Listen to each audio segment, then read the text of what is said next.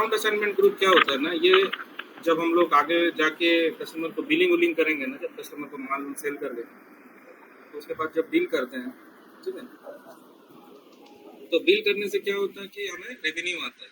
जब हम कस्टमर को इनवॉइस बनाते हैं, कस्टमर हमें पेमेंट देता है, तो हमारा क्या है वो रेवेन्यू, रेवेन्यू रेवेन्यू बोलते हैं उसको, ठीक है। तो मान लेते हैं कि आपका छोटा एग्जांपल लेते हैं, अगर आपका एक ठेला ही है मान लेते हैं, ठीक है, एक ठेले का दुकान है आपका, साक्षी मार्केट, विष्णुपुर मार्केट, कहीं पे भी। अब उस ठेला में एक ही ठेले है, लेकिन उसमें मोमो भी बेचते हैं, चाउमीन भी बेचते हैं, डोसा भी बेचते हैं, कोल्ड ड्रिंक्स वगैरह भी बेचते हैं, कुछ ऐसा, ठीक है। तो दुकान एक ही है, लेकिन अलग अलग तरह का आप सामान बेच रहे हैं। कल के दिन अगर आपको जानना रहेगा कौन सा सेल अच्छा चल रहा है या कौन सा सेल खराब चल रहा है, कैसे पता चलेगा? दुकान तो एक ही है। जी सर। समझ में आ रहा है? तो दुकान एक है लेकिन प्रोडक्ट डिफरेंट है, और हर एक प्रोडक्ट का डिमांड अलग अलग है ना। जी सर। तो मान लेते हैं कि पहले आप सिर्फ डोसा का ही दुकान था, आपको डोसा ही बेचते थे, बाद में देखे कि मार्केट में डिमांड है, तो बगल में एक दुकान लगा लिए, या एक ही ठेले में ही एक अलग पार्टीशन कर दिया पाव भाजी का, पाव भाजी भी बेचने लगे, डोसा भी बेचने लगे। जी सर। ठीक है। फिर देखे कि मार्केट अच्छा चल रहा है, तो बीच में क्या किया, चाउमीन भी लगा दिए उसी में, ठीक है। अच्छा, हम ना अपना हेडफोन चेंज कर रहे हैं, ठीक है, आपको थोड़ा सा बताइएगा कि सुनाई दे रहा है कि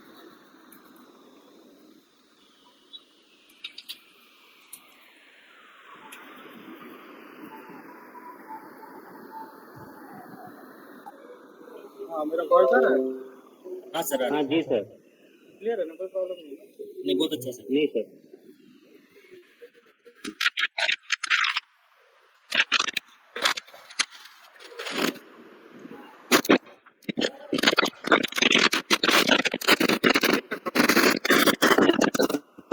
मेरे को आ रहा आवाज।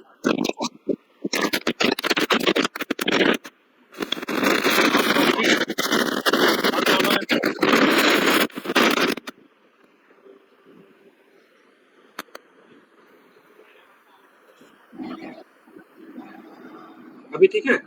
हाँ ठीक है। हाँ जी सर, अभी ठीक। अच्छा, तो क्या एग्जांपल था मेरा कि भाई एक ही तरह का दुकान है, अलग अलग तरह का प्रोडक्ट है, तो कल के दिन मेरे को पता करना है कि कौन सा माल कैसा बिक रहा है, किससे मेरे को कितना रेवेन्यू आ रहा है। तो सुबह से शाम तक मान लीजिए कि आप गोलगप्पा भी बेच रहे हैं, पाव भाजी भी बेच रहे हैं, इडली भी बेच रहे हैं, चाउमीन भी बेच रहे हैं, और रात में जब आप घर जाएंगे तो आपको पता होना चाहिए ना कि कौन सा चीज कितना बिका। जी सर।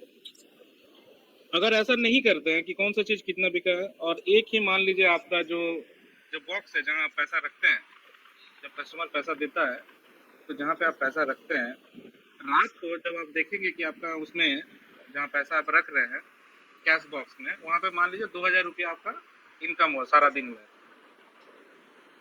और आप आइटम बेच रहे हैं, चाउमीन भी, गोलगप्पा भी, तरह तरह का चीज बेच रहे हैं, तो कैसे पता चलेगा आपको कि किससे आया पैसा? क्या नॉलेज है आपको, तो कैसे निकालेंगे आप? नहीं निकल पाएंगे सर, डिफाइन करना मुश्किल है।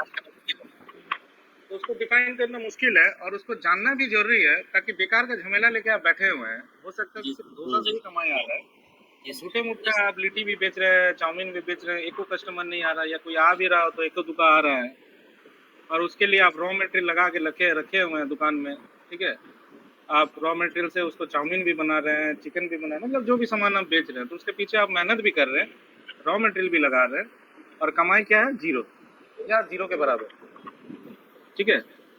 जबकि मेन कमाई कौन लेके आ रहा है, हो सकता है कि डोसा वाला, मतलब डोसा वाला आइटम जो है, तो डोसा ही बेच के आपका हो सकता है कि 1500 रुपया आया है रात में, जब आप 2000 रुपया देख रहे हैं कैश में, तो हो सकता है कि 1500 रुपया सिर्फ डोसा की ही बदौलत आया है, और 500 रुपया आया है चाउमीन से, या 500 रुपया चाउमीन से भी नहीं, बाकी जो 500 रुपया में 100 रुपया आया है चाउमीन से, ठीक है, 200 रुपया आया है लिट्टी से, और मान लीजिए और 200 रुपया आया है पाव भाजी से। उस केस में आपको क्या करना चाहिए? बाकी सबको बंद कर देंगे सर, और जिससे ज्यादा इनकम होगा उसको आगे बढ़ाएंगे। तो उस केस में हम लोग ये कर सकते हैं कि यहाँ हमको पता चल जाएगा, एक दिन हुआ ऐसा 100 रुपया 200 रुपया का कमाई हो रहा है, दूसरा दिन फिर हुआ तो पहले तो आपको पता करना पड़ेगा कि आज कितना डोसा का कितना है, लिट्टी का कितना है और पाव भाजी का कितना है और चाउमीन का कितना है। तो एक दिन आप निकालें तो आपको पता चला कि अच्छा ठीक है, मोस्ट ऑफ द टाइम जो इनकम है डोसा से आ रहा है और बाकी में किसी में 100 रुपया, किसी में 200 रुपया, किसी में 400 रुपया ऐसे करके आ रहा है। ऐसे ही करके जब एक हफ्ता निकल जाएगा, ठीक है, या फिर एक महीना तक आप इंतजार कर सकते हैं कि चलो एक महीना देख लेते हैं, कि कोई भी बिजनेस खड़ा होने में थोड़ा टाइम लगता है, ठीक है। तो क्विक डिसीजन नहीं ले सकते हैं। आज मान लीजिए नहीं सेल हुआ, क्या ठिकाना है कि कल भी नहीं होगा, हो सकता है कल डोसा ना बिके और चाउमीन बिकने लगे, है ना। तो क्विक डिसीजन नहीं ले सकते हैं उस केस में, बट वो डिसीजन लेने के लिए हाथ में आंसर भी तो होना चाहिए ना। तो अल्टीमेटली हो सकता है कि एक महीना बाद जब हम रिजल्ट देखें तो देखें कि शुरू में डोसा का बिक्री सेल सही हो रहा था और आखिरी में डोसा खत्म हो गया और चाउमीन आगे बढ़ गया। हो सकता है ऐसा, ठीक है। हाँ, हो सकता है। तो उस केस में फिर हमको डिसीजन लेना पड़ेगा कि चलो अब क्या करें। आप दुकान के मालिक है तो डिसीजन आप ही को लेना होगा, ठीक है। कोई अभी एक रास्ता में ही निकल सकता है कि हो सकता है कि मेरा डोसा का टेस्ट बढ़िया नहीं है, शुरू में बिक गया। अब आदमी लोग जो है डेली आके चाउमीन खाने लगे, मतलब चाउमीन का टेस्ट मेरा अच्छा है तो सेल मेरा अच्छा है, दाम भी मेरा अच्छा है, और डोसा में क्या प्रॉब्लम हो रहा है समझ में नहीं आ रहा, डोसा तो बिक नहीं रहा, तो उसको झमेला को पाल के क्या फायदा जो बिक ही नहीं रहा, ठीक है। बाद में फिर कभी सोचेंगे। अब वो डोसा में जितना पैसा आप इन्वेस्ट कर रहे थे वो पैसा को हटा के आप फिर किस में लगा देंगे, चाउमीन में। तो चाउमीन का प्रोडक्शन बढ़ा देंगे, चाउमीन का सेल बढ़ा देंगे, चाउमीन में कुछ और अलग से एक्सपेरिमेंट करेंगे, तो चिली चिकन भी बनाने लगेंगे, चाउमीन में और भी कुछ करने लगेंगे, ठीक है। जी सर। तो ये जानकारी आपके पास होना चाहिए। अगर आप एक धंधा कर रहे हैं तो कौन सा प्रोडक्ट से कितना धंधा आ रहा है, किससे कितना बिजनेस आ रहा है, तभी जाके आदमी जो है आगे बढ़ता है, ठीक है। आज मान लीजिए रिलायंस को देख लीजिए, किस तरफ में नहीं है रिलायंस, कौन सा प्रोडक्ट में रिलायंस नहीं है ना। आज के दिन टाटा को देख लीजिए, कौन सा प्रोडक्ट में टाटा नहीं है ना। तो वो डिपेंड करता है, अगर आपको जानकारी रहेगा तो आप आगे उसको प्लस माइनस कर सकते हैं, किसी को कम किसी को ज्यादा कर सकते हैं। नॉलेज नहीं रहेगा तो नहीं कर सकते। तो ये जो अकाउंट असाइनमेंट ग्रुप है, इस कस्टमर को एबनेट को हम गोलगप्पा भी बेचेंगे, इडली भी बेचेंगे, चाउमीन भी बेचेंगे, सब बेचेंगे, क्योंकि वो कस्टमर है, वो कुछ भी खरीद सकता है यहाँ से, उसको कोई लिमिट तो नहीं है कि नहीं भाई ये एबनेट है तो इसको खाली हम चाउमीन ही सेल करेंगे, ऐसा तो नहीं है। कस्टमर आपका दुकान में आके कोई भी प्रोडक्ट मांग सकता है, ठीक है। तो यहाँ पे हम लोग डालते हैं अकाउंट असाइनमेंट ग्रुप में कि मेरा जो जीएल होगा, मतलब जीएल का मतलब क्या होता है, जीएल का मतलब होता है एक जनरल लेजर, मतलब एक खाता होता है, ठीक है। तो मान लेते हैं कि अगर हम कंप्यूटर में नहीं जाते हैं, अगर हम मैनुअल सिस्टम है, तो मेरे दुकान में चाउमीन का एक अलग खाता है, लिट्टी का एक अलग खाता है, डोसा का एक अलग खाता, पाव भाजी का एक अलग खाता है।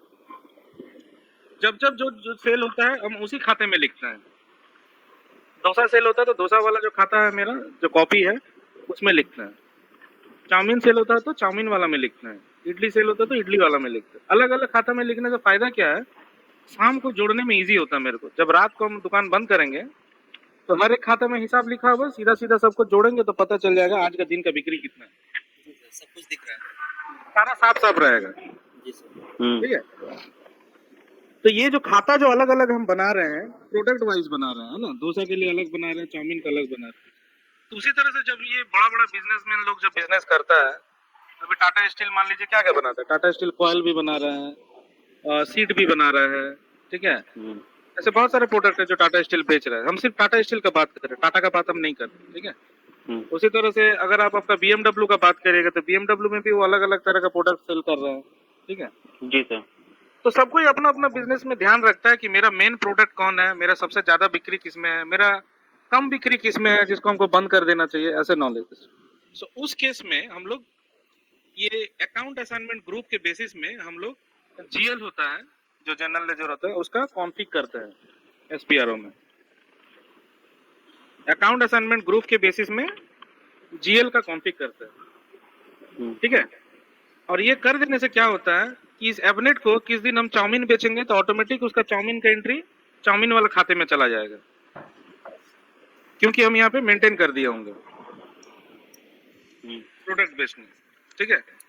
तो ये जो अकाउंट असाइनमेंट ग्रुप है ये है कस्टमर के लिए, मतलब कस्टमर के बेसिस में।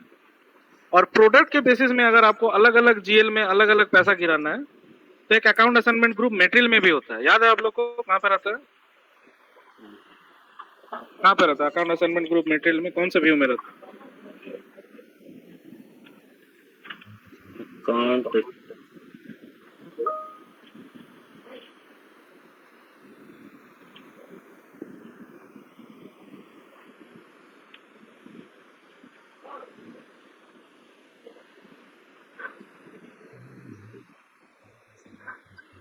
तो अगर मेटेरियल स्पेसिफिक अगर आपको जीएल मेंटेन करना है अलग अलग, कि चाउमीन का पैसा चाउमीन में जाना चाहिए, डोसा का पैसा डोसा में, उस केस में हम लोग मेटेरियल मास्टर में अकाउंट असाइनमेंट ग्रुप को मेंटेन करते हैं। हर एक मेटेरियल का अलग अलग अकाउंट असाइनमेंट ग्रुप मेंटेन करते हैं। ठीक है। सेल्स ऑफ 2 पे सर, सेल्स और 2 में अकाउंट असाइनमेंट ग्रुप रहता है। तो वहां पे हम लोग अगर मेटेरियल कोड चाउमीन है तो चाउमीन के लिए चाउमीन का अलग अकाउंट असाइनमेंट ग्रुप बना देंगे। अगर मेटेरियल कोड डोसा है तो डोसा के लिए डोसा का अकाउंट असाइनमेंट ग्रुप अलग से बनाएंगे। हर एक मेटेरियल का अलग अलग अकाउंट असाइनमेंट ग्रुप बनाएंगे। ठीक है, जी सर। वो हो गया मेटेरियल के हिसाब से अगर करना है। ठीक है। और हम अभी जो बात कर रहे हैं अकाउंट असाइनमेंट ग्रुप, ये है कस्टमर के बेसिस में। ठीक है। तो कस्टमर के बेसिस में कहने का मतलब है, हम थोड़ा सा दूसरा एग्जांपल लेते हैं। ये तो हम डोसा चाउमीन वाला समझ में आ गया सबको ना? जी सर। हाँ जी सर, हाँ जी सर। तो डोसा चाउमीन का कहानी अगर सेट करना है तो कहाँ पे मेंटेन करना है account assignment group? Material master में। मटेरियल। ठीक है। अगर आपको मेटेरियल के हिसाब से अलग अलग पैसा का हिसाब किताब रखना है, हर मेटेरियल का अलग अलग रखना है, तो कहाँ पे मेंटेन करना है account assignment group? Material master.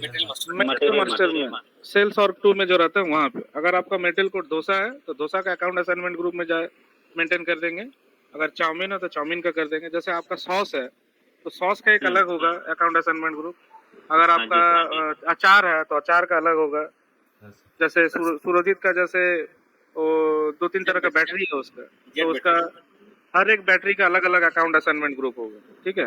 Inverter battery का अलग होगा, कार का बैटरी का अलग होगा, होम बैटरी अलग होगा, जो भी बैटरी वो बना है। और आपका जैसे मोबाइल दुकान है या इलेक्ट्रॉनिक्स दुकान है तो आपका टीवी का अगर है तो टीवी का अकाउंट असाइनमेंट अलग होगा। मोबाइल है तो मोबाइल का अलग होगा, फ्रिज है तो फ्रिज का अलग होगा, कंप्यूटर है तो कंप्यूटर का अलग होगा। ऐसा कर तो उसको मेंटेन करते हैं मेटल मास्टर में सेल्स और 2 में। अब थोड़ा सा एग्जांपल अलग है। चाउमीन उमीन तो हो गया। अब सेम एग्जांपल है, चाउमीन का ही ठेला है जिसमें 4 तरह का मटेरियल है। ठीक है। उसमें चाउमीन भी बिक रहा, डोसा भी बिक रहा, पाव भाजी भी बिक रहा, सब बिक रहा। अब हम लोग रेवेन्यू जो है उसको चेक करना चाहते हैं कस्टमर के बेसिस में। ठीक है। तो मेरे पास जैसे मान लेते हैं कि हम ये सब जो चाउमीन डोसा इडली ये सब जो है ना, इसको हम लोकल मार्केट में भी बेचते हैं और इसको हम एक्सपोर्ट भी करते हैं। ठीक है। तो डोमेस्टिक भी रेवेन्यू है मेरा और एक्सपोर्ट का भी रेवेन्यू है। अब हमको अगर जानना है कि डोमेस्टिक मार्केट से कितना सेल हुआ है और एक्सपोर्ट मार्केट से कितना रेवेन्यू आया है तो कैसे पता करेंगे? तो उस केस में हम लोग ये कस्टमर वाला अकाउंट असाइनमेंट ग्रुप को मेंटेन करेंगे। अगर कस्टमर इंडिया का है तो डोमेस्टिक रेवेन्यू का एक अकाउंट असाइनमेंट ग्रुप बना के उसको यहाँ असाइन कर देंगे। मान लेते जैसे ये वाला डोमेस्टिक है। और अगर एक्सपोर्ट है तो एक एक्सपोर्ट का बनाएंगे और एक्सपोर्ट के लिए एक्सपोर्ट का मेंटेन करेंगे। हाँ, ये होता है मार्केटिंग वगैरह के चलते उसको चुनिंदा कस्टमर बोलते हैं। मार्केटिंग वगैरह भी करना है। नहीं वो तो ठीक है। हाँ वो तो ये वाला है कि जब आप ये कस्टमर मास्टर में ये वाला टैब में रहेंगे सेल्स में। जी सर। सेल्स में ये कस्टमर ग्रुप ये सब चीज आप डिफाइन कर सकते हैं कि ये कस्टमर सरकारी है कि सरकारी बाबू है, एमएनसी है, कॉर्पोरेट है, उसको आप यहाँ पे मेंटेन कर सकते हैं। वो तो ठीक है। तो आप कैटेगरी बना देना कि ये कस्टमर जो है बाबू सरकारी बाबू है, कोई दूसरा कस्टमर आया तो भाई ये कॉर्पोरेट कस्टमर। तो ऐसा करके आप कैटेगरी बना सकते हैं कस्टमर ग्रुप के बेसिस। लेकिन मेरा क्वेश्चन है कि क्या कोई कस्टमर कभी ऐसे करके हिसाब रखता होगा कि ये सरकारी विभाग का है, आज दिन भर में सरकारी विभाग में कितना रुपया का सेल हुआ, आज दिन भर में कॉर्पोरेट में कितना सेल हुआ है, आज दिन भर में नॉर्मल कस्टमर से कितना सेल हुआ है? ऐसा कोई रखता होगा हिसाब? हाँ सर, रख सकता है सर। वो डिपेंड करता है सर उसके आमदनी पे। जैसे कॉर्पोरेट में आज 4 लोग आए हैं सर खाने के लिए, तो उस चीज प्रोडक्ट को वो ज्यादा करके बनाएगा और अच्छा से बनाएगा ताकि उस कल को 6 आ जाए। और स्मॉल इंडस्ट्री से भी अगर देखें सर कि ये पसंद ज्यादा किया जा रहा है गोलगप्पा, तो हम कुछ अच्छा करें ताकि कल आज 4 आया है तो कल 8 आ जाए, ऐसा करके सर कर सकते हैं, प्रोडक्ट बढ़ा सकते हैं सर, अच्छी क्वालिटी दे सकते हैं सर। आप प्रोडक्ट बढ़ा सकते हैं, क्वालिटी दे सकते हैं।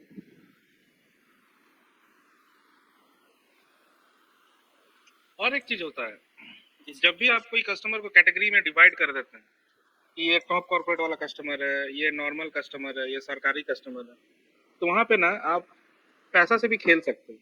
अच्छा, ठीक है, तो जैसे नॉर्मल कस्टमर तो सबके लिए मान लीजिए कि 50 रुपया करके प्लेट ले रहे चाउमीन का। जी सर। ठीक है, नॉर्मल कस्टमर आपको पता है, ये लोग एवरेज कस्टमर है, इससे ज़्यादा ये लोग दे नहीं सकते हैं, या इससे ज़्यादा मांगेंगे तो मेरा कस्टमर बिगड़ जाएगा।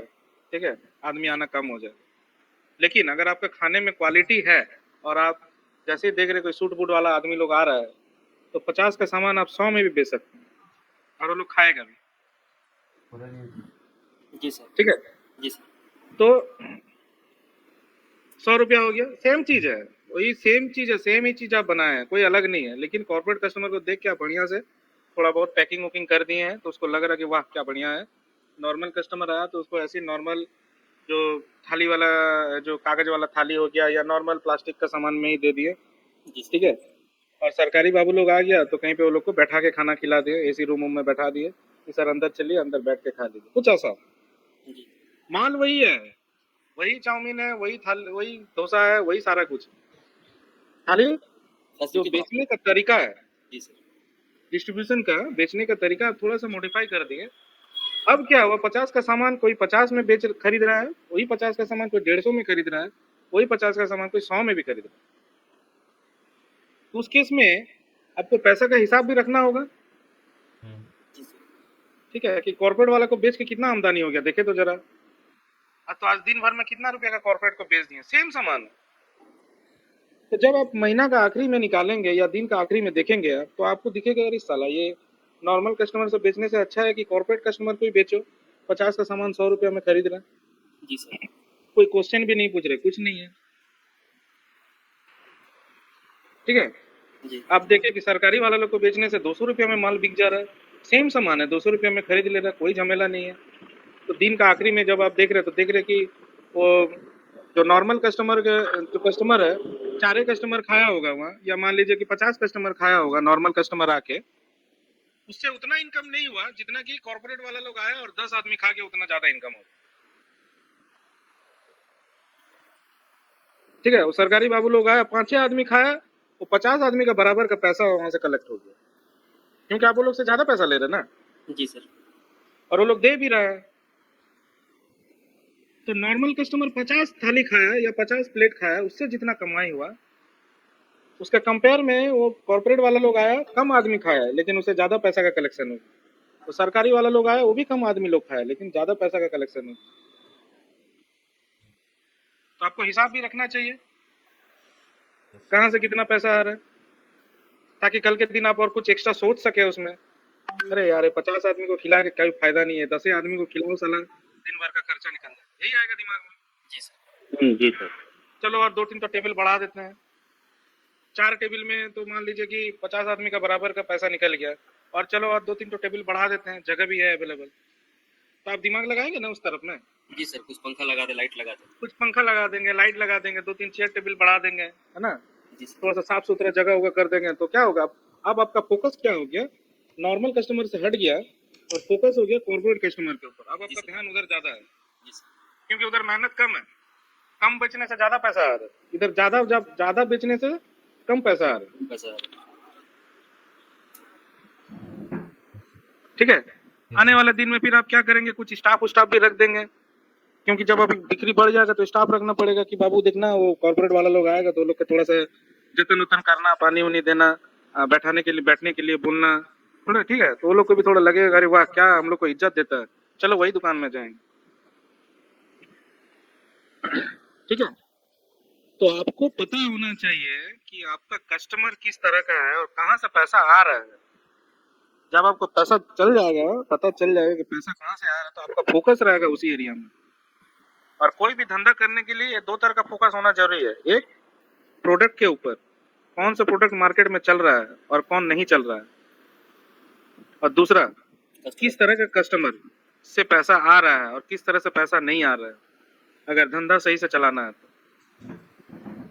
अगर कोई नॉलेज नहीं रहेगा और दिन भर आप उसे गधा जैसा सुबह से लेकर शाम तक अगर खटते रहेंगे तो आपको कुछ भी नहीं समझ में आएगा कि आपको फोकस कहाँ करना है और कहाँ नहीं करना है।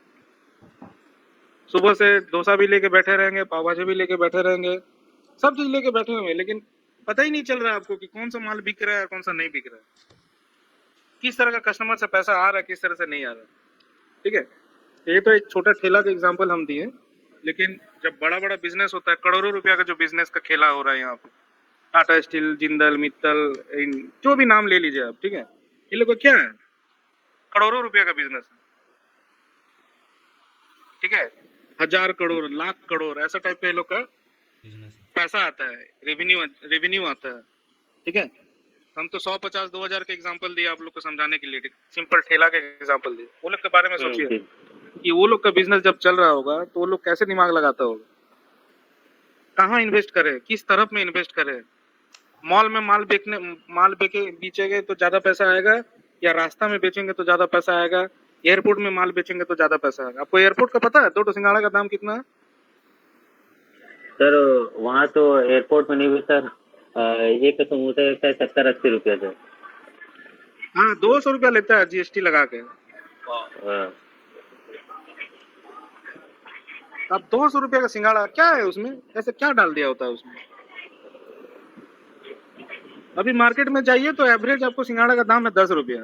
जो लोग थोड़ा सा अच्छा बनाता है 10 रुपया लेता है साइज के हिसाब से, कुछ लोग अभी भी 7-8 रुपया लेता है। जी सर।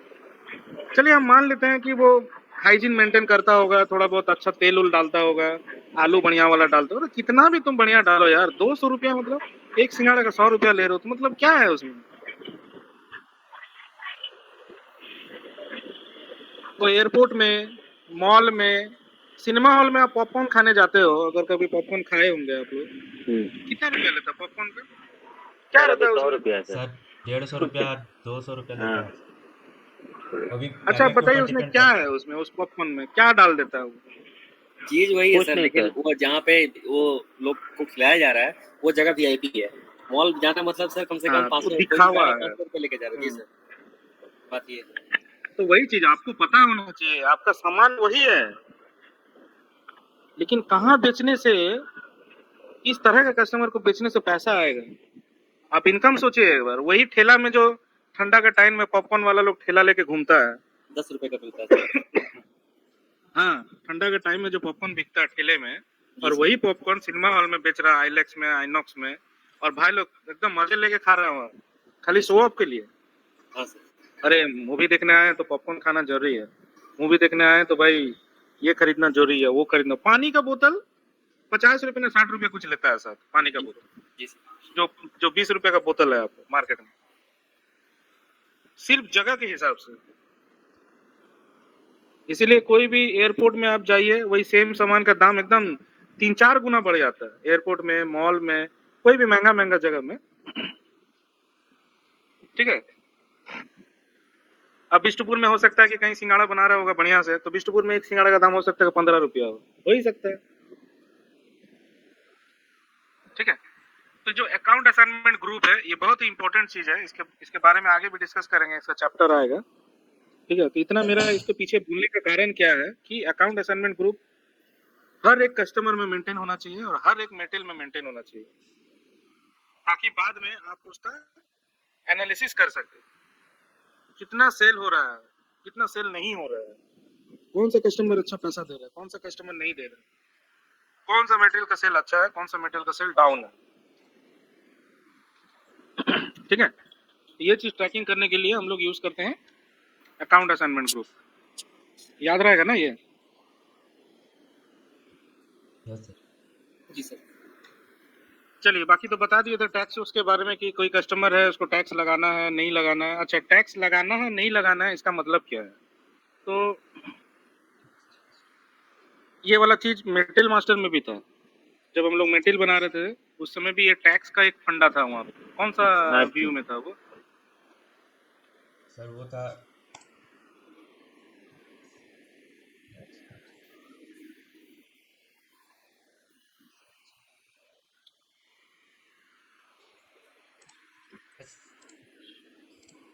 सेल्स वर्ग 1 में था। हाँ, सेल्स और वन में तो वो था आपका मटेरियल के लिए कि आपका मटेरियल टैक्स के कैटेगरी में आता है या टैक्स के कैटेगरी में नहीं आता। तो इंडिया का ही अगर बात करें तो इंडिया में कुछ कुछ मटेरियल ऐसा है जो टैक्स में नहीं आता है, और कुछ कुछ मटेरियल है जिसमें जीएसटी वगैरह लगता है, और उसमें भी कुछ कुछ मटेरियल ऐसा है कि किसी में 12% लगता है, किसी में 5%, किसी में 18%, किसी में 28%। ठीक है, और कुछ कुछ मटेरियल है उसमें लगता ही नहीं है। तो हो गया मटेरियल का कहानी। मेटल मास्टर में मेंटेन करते हैं कि भाई मेटल जो है टैक्सेबल है या नॉन टैक्सेबल है। ठीक है, अभी हम जो डिस्कस कर रहे हैं ये है कस्टमर मास्टर। तो क्या कभी ऐसा हो सकता है कि कोई कस्टमर को टैक्स नहीं लगाना है? गवर्नमेंट अगर कुछ माल खरीद रहा है तो हो सकता है। हाँ, अगर कस्टमर हो सकता है कि गवर्नमेंट कस्टमर है तो उसका कुछ माफी हो सकता है।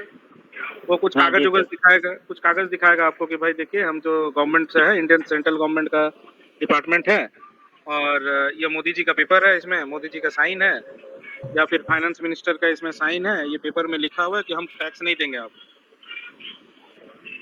तो उस केस में टैक्स नहीं लगेगा। जी सर। हो ही सकता है ऐसा। ठीक है, हाँ सर। और कुछ कुछ ऐसा एरिया होता है जिसको बोलते हैं स्पेशल इकोनॉमिक जोन, SEZ बोलते हैं। ठीक है, SEZ सुना है कभी? SEZ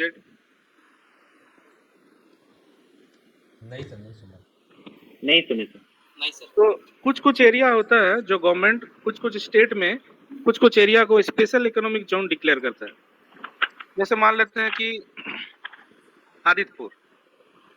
ठीक है, आदित्यपुर जबकि स्पेशल इकोनॉमिक जोन नहीं है। अभी मान लीजिए हम लोग का हेमंत सरकार है अभी चीफ मिनिस्टर। ठीक है, तो उसको लगा कि चलो आदित्यपुर में बहुत सारा इंडस्ट्री है, तो एक काम करते हैं कि वहाँ का जो डेवलपमेंट है, वैसे तो आदित्यपुर अभी बहुत डेवलप है, तो फिर भी मान लेते हैं कि आदित्यपुर आज के दिन में अगर डेवलप नहीं है, सब गांव जैसा है, सब खेती बाड़ी वाला जगह है, कोई डेवलपमेंट नहीं है वहाँ पे।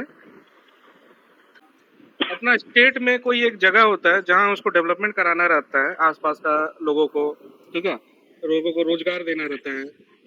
तो उस एरिया में क्या करता है, डिक्लेयर कर देता है कि ये जो एरिया है ये स्पेशल इकोनॉमिक जोन है, और इस एरिया से अगर आप धंधा करिएगा तो आपको टैक्स नहीं देना पड़ेगा।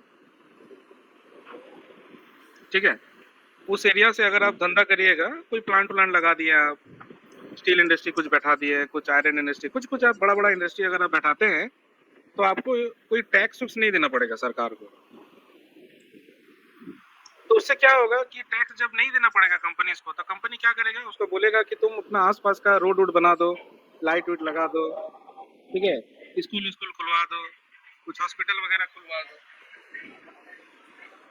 तो उससे क्या होगा, उस एरिया का डेवलपमेंट होना स्टार्ट हो जाएगा। जी सर। तो प्लांट भी बैठ गया, लोगों को रोजगार भी मिल गया, और वो जो देहात वाला एरिया था, गांव वाला एरिया था, तो वहाँ पे आस्ते आस्ते वो शहर जैसा बनने लगेगा। लोगों को रोजगार मिलेगा तो लोग अपने आप सब कुछ करने लगेगा। ठीक है, तो ये स्पेशल इकोनॉमिक जोन का क्या होता है, डेवलपमेंट होता है। तो झारखंड का पता नहीं स्टेट है कि नहीं ऐसा, बेंगलोर में है। बेंगलोर में ऐसा बहुत सारा जगह है जहाँ पे IT का कंपनी खोलने से लोग को टैक्स उसका रिलैक्सेशन रहता है, माफ रहता है। गुजरात में ऐसा बहुत सारा जगह है, आप गूगल करके देख सकते हैं, स्पेशल इकोनॉमिक जोन करके लिखने से या SEZ करके लिखने से आपको मिलेगा। तो वहाँ पे प्लांट बैठाने से, वहाँ से अगर कोई बेचता है कुछ, तो लोग को टैक्स नहीं लगता है कुछ नहीं।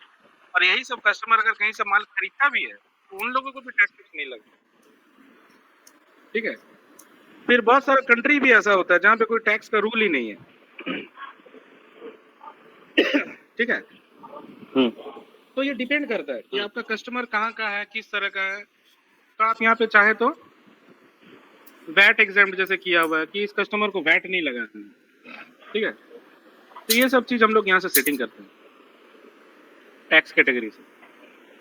नेक्स्ट बढ़ते हैं आगे, तो डॉक्यूमेंट में कुछ है नहीं। अब बात करते हैं पार्टनर फंक्शन का। ठीक है, तो यहाँ पे इस कस्टमर में देखिए, जब भी हम लोग कस्टमर बनाते हैं ना, तो 4 चीज तो ऑटोमेटिक बनता है, sold to, bill to, payer and ship to. उसके बाद यहाँ पे देखिए कुछ अलग से बहुत सारा शिप टू करके बहुत सारा कोड डाला हुआ है। जी सर। जी सर। इसका मतलब क्या है? सर कस्टमर एक ही है, लेकिन वो शिप टू वो अपना प्रोडक्ट अलग अलग लोकेशन पे वो मंगवा रहा है। तो हाँ, तो इसका अपना एड्रेस कहाँ का? इसका अपना एड्रेस है अमेरिका का। ठीक है, इसका अगर अपना एड्रेस में जाते हैं, इसका एड्रेस है टेक्सास का, यूएसए का। ठीक है, लेकिन एक शिफ्ट तो इसका यहाँ पे है ही, ये वाला शिफ्ट है, ने उसको भी डिलीट कर दिया, हटा दिया है। 1098 का एक शिफ्ट यहाँ होना चाहिए था, उसको भी वो नहीं चाहता है कि भाई ये मेरा ऑफिस एड्रेस है, तो यहाँ पे कभी हम माल मंगाते नहीं है, तो वो शिफ्ट को हटा दिया और अलग से बहुत सारा शिफ्ट बनाया है अलग अलग जगह का। जैसे आप ये 156 में डबल क्लिक करेंगे तो दिखाएगा कहाँ का है। ये भी यूएसए का है, बट कोई वर्जीनिया जगह का नाम है। ठीक है, उसके बाद अगर आप दूसरा वाला में जाते हैं, ये कहाँ का है? ये इजिप्ट का है। ठीक है जी सर। उसके बाद और किसी में जाते हैं तो ये कहाँ का है? ये कैलिफोर्निया का है, अमेरिका का ही कैलिफोर्निया। और कहीं पे जाके देख लेते हैं तो ये कहाँ का है? ये भी यूएसए का है, मैरीलैंड करके कोई जगह है। तो कस्टमर वही है, लेकिन ये बहुत सारा जगह में इसका जो है वेयरहाउस हो सकता है या प्लांट हो सकता है जहाँ पे ये माल मंगाता है। जब खरीदता है ये, तो यहाँ पे अलग अलग जगह पे माल मंगाता है, तो इसीलिए इसका अलग अलग शिफ्ट यहाँ पे डाला हुआ है। अब ये शिफ्ट बनाया कैसे है? क्योंकि हम लोग जब कस्टमर बनाते हैं तो हम लोग क्या बनाते हैं? सोल्टू बनाते हैं ना। Yes sir. जी सर। तो उस दिन आप लोग जब सोल्टू बना रहे थे XD01 या VD01 लेके, तो यहाँ पे अकाउंट ग्रुप क्या डाल रहे थे? सोल्टू सर। सोल्टू सोल्टू डाल रहे थे। जी सर। अब आप लोग को क्या करना है? शिफ्टू बनाना है। ठीक है, क्या बनाना है? शिफ्टू।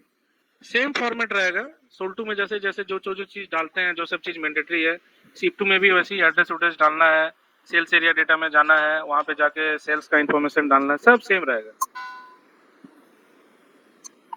सोल्टू में एक एडिशनल चीज रहता है जो रहता है कंपनी कोड। अगर आप XD01 से बनाते हैं, यहाँ पे कंपनी कोड डालना पड़ता है, क्योंकि सोल्टू कंपनी से बिलोंग करता है। जब भी सोल्टू पार्टी बनाते हैं तो 3 तरह का डेटा बनता है: company code data, sales area data and general data. But जब शिफ्ट टू कोड बनाएंगे तो वहां पे कंपनी नहीं रहेगा। तो जब आप XD01 या VD01 जो भी करेंगे, यहाँ ऊपर में सेलेक्ट करेंगे शिफ्ट टू, सेल्स एरिया डालेंगे, ये कंपनी कोड डालने का जरूरत नहीं है शिफ्ट टू के लिए। ठीक है, करके आप जो भी एड्रेस है डालिए, जो भी sales area, sales office, sales group जो सब है वो सब डालिए। जब नंबर जनरेट हो जाएगा, जब आप सेव कर देंगे, क्या करेंगे? जब आप सेव करेंगे तो नीचे नंबर आ जाएगा उसका। जी सर। जी सर। ये नंबर आने के बाद उसको कॉपी में, नोटपैड में कहीं पे भी लिख के रखिए। अब क्या करिए, जो सोल्टू है, जो आपका सोल्टू है उसको खोलिए।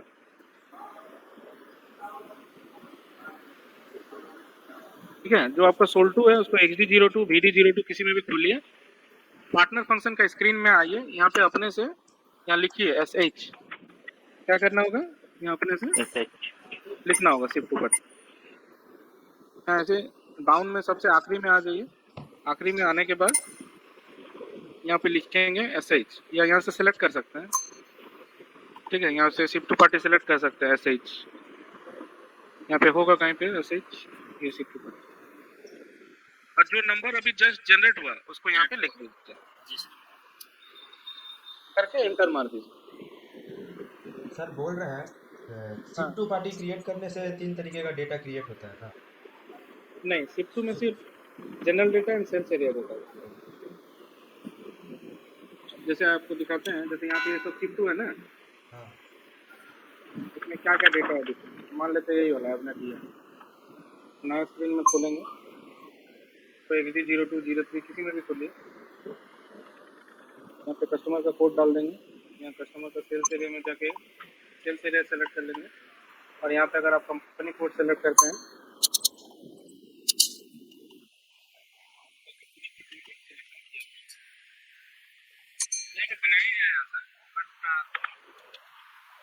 कंपनी कोड में देखिए खाली एक ही चीज आ रहा है, जो है इसका प्रीवियस अकाउंट नंबर, बाकी चीज नहीं है यहाँ, और कोई टैब उब नहीं है यहाँ पे, देख रहे हैं ना। Yes sir. मैनेजमेंट। बट अगर आप सोल्टू पार्टी को लेंगे और कस्टमर सेल्स एरिया सेलेक्ट करेंगे,